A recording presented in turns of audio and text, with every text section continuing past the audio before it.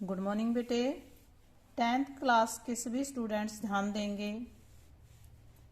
आज हम बेटा हमारी जो एसएसटी की बुक है उसका पार्ट 1 है इतिहास, भारत और समकालीन विश्व भाग 2। उसका पहला लेसन है यूरोप में राष्ट्रवाद। यूरोप में राष्ट्रवाद का उद्देश्य, ये हमारा लेसन है। लेसन को बेटा पहले समझा भी दिया है अच्छे तरीके से और हमारा सिलेबस भी कंप्लीट हो चुका है। कोरोना काल चला हुआ है बेटा, इसमें सभी टीचर्स जो है वो आप लोगों के पास से ऑनलाइन काम भेजते हैं। आपने सभी टीचर्स का ऑनलाइन काम बखूबी ईमानदारी से करना है बेटा। आज बेटा जो हम क्वेश्चन आंसर कर रहे हैं वो हम दोहराई का काम कर रहे हैं, क्योंकि पहले काफ़ी काम हो चुका है, आप लोगों ने अपनी नोटबुक में भी लिख रखा है। तो आज हम इसके 25 एमसीक्यूज करेंगे बेटा।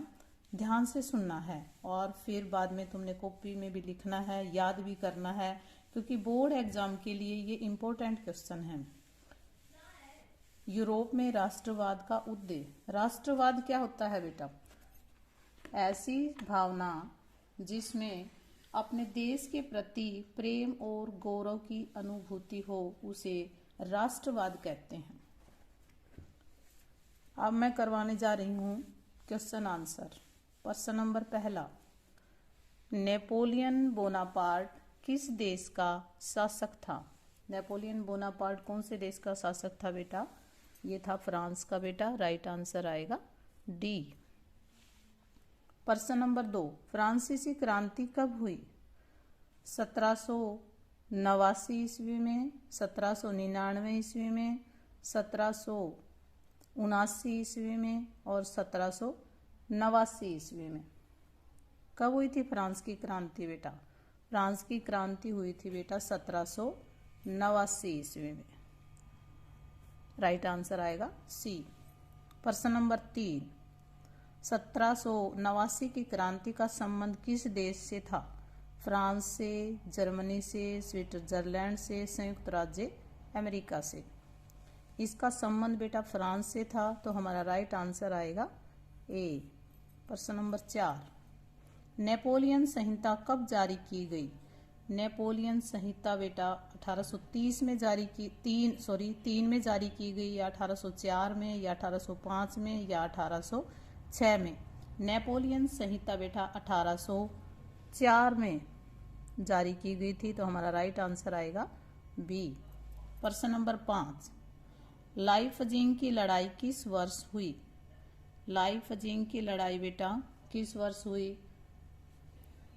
इसका राइट आंसर आएगा बेटा 1813 ईस्वी में। Right answer C. प्रश्न नंबर 6, किस वर्ष को नेपोलियन के पतन के रूप में देखा जाता है? 1812, 1813, 1814 या 1815?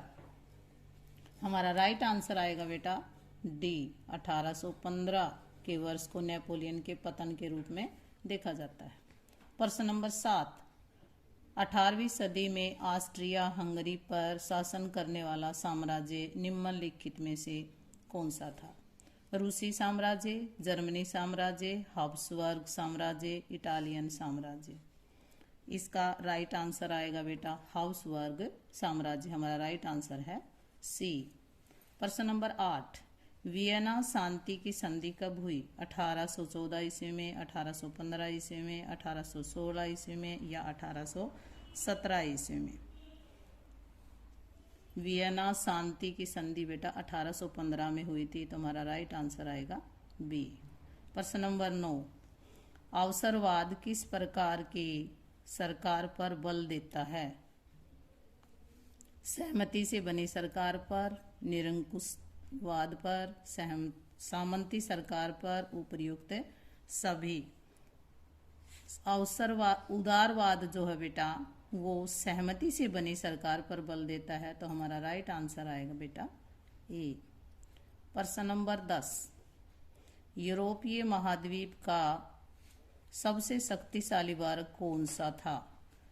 मध्यम वर्ग, निम्न वर्ग, मजदूर वर्ग या कुलीन वर्ग। यूरोपीय महाद्वीप का सबसे शक्तिशाली वर्ग था बेटा कुलीन वर्ग। तो हमारा राइट आंसर आएगा बेटा डी। प्रश्न नंबर 11, जालवे राइन शुल्क संघ की स्थापना कब की गई? 1830 ईस्वी में, 1831 ईस्वी में, 1834 ईस्वी में या 1844 ईस्वी में? तो इसका राइट आंसर आएगा बेटा 1834 ईस्वी में जालवे राइन शुल्क संघ की स्थापना की गई थी। प्रश्न नंबर 12, नेपोलियन ने कितने राज्यों को मिलाकर जर्मन महासंघ बनाया? 29, 19, 29, 39 या 49?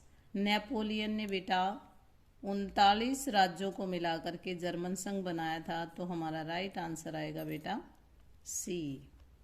प्रश्न नंबर 13, ज्यूसेppe मैत्सिनी और ज्यूसेppe गैरिबाल्डी का संबंध किस देश से था? इटली से, जर्मनी से, फ्रांस से या ब्रिटेन से? उनका संबंध बेटा इटली से था। तो हमारा राइट आंसर आएगा ए। प्रश्न नंबर 14, यंग इटली का संस्थापक कौन था या यंग इटली संगठन का संस्थापक कौन था? मैत्सिनी, गैरिबाल्डी, बर्न या नेपोलियन? यंग इटली संगठन का संस्थापक बेटा मैत्सिनी ने किया था। तो हमारा राइट आंसर आएगा बेटा ए। प्रश्न नंबर 15, यूरोप में यूनानियों की आज़ादी के लिए संघर्ष कब आरंभ हुआ? 1811 ईस्वी में, 1819 ईस्वी में, 1820 ईस्वी में या 1821 ईस्वी में?